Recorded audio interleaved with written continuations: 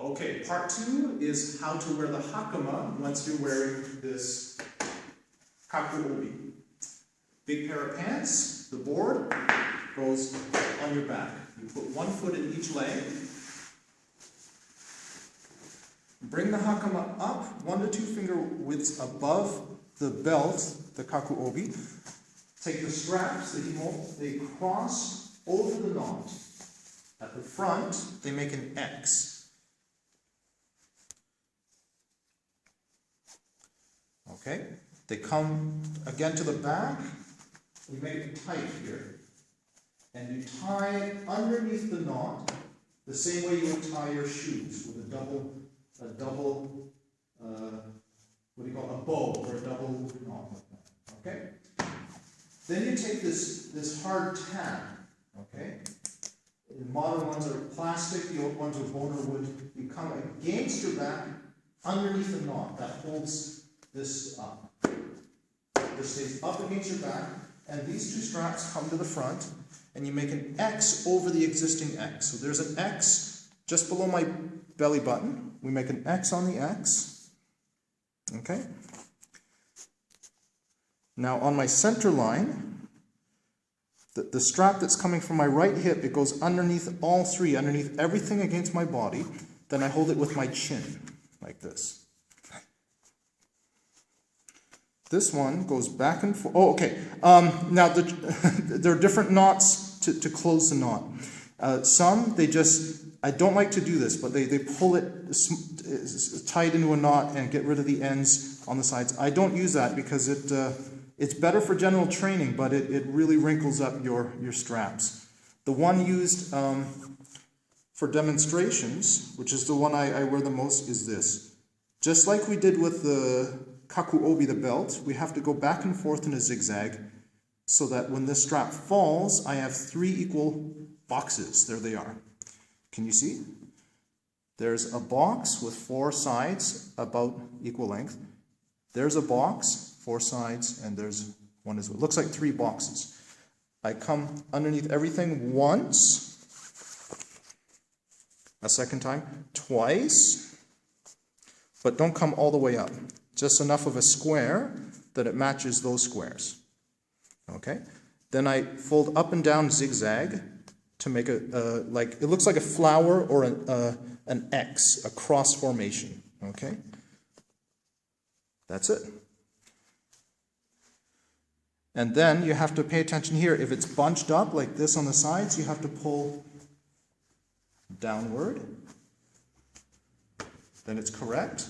You have to check that nothing's sticking out like this on the sides. That gets tucked in. And I'll show that's what it looks like from the front, from the sides, and from the back. Okay? That is the wearing of a Hakama. Now, for my friend in Canada who wants to buy one of these, generally speaking, you're not supposed to have pants sticking out underneath your Hakama. So, you have 3 options. 1, don't wear pants. Traditionally, the men would not wear pants under a Hakama. Sometimes I do, sometimes I don't. If you do, second option, wear short pants that are shorter than the Hakama. So that's not correct that we can see white sticking out of the bottom. Third option, if the pants are too long, roll them up so nobody sees them. Okay? That bit of white there. Good.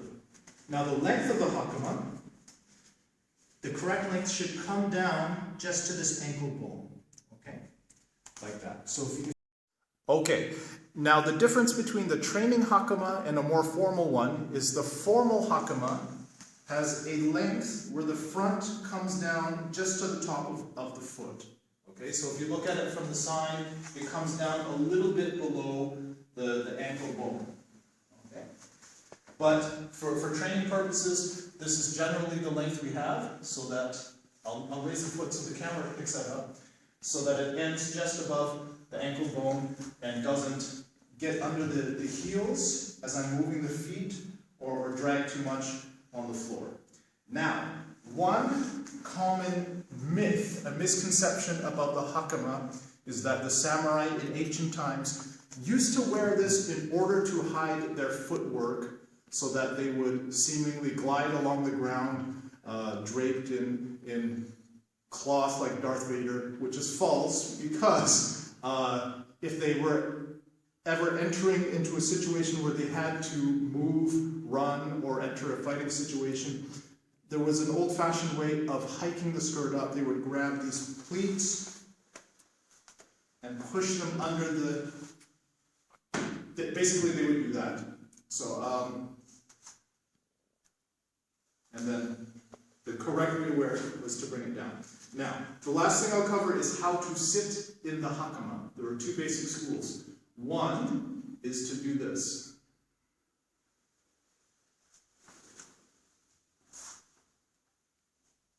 Okay?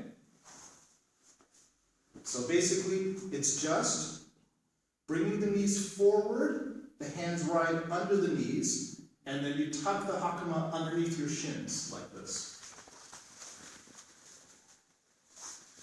Okay? The other version, which is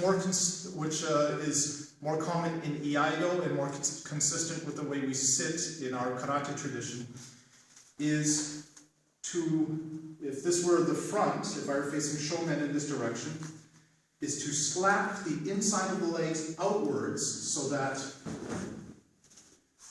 the Hakama flares out like this, and this forming what looks like a bird's wings. Okay, I'll do it once facing in that direction so you can see it. Okay. Okay, can you see this?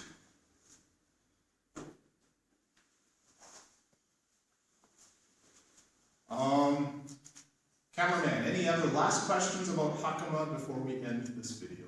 That's how to wear it, how to sit in it, and I would say thank you for watching.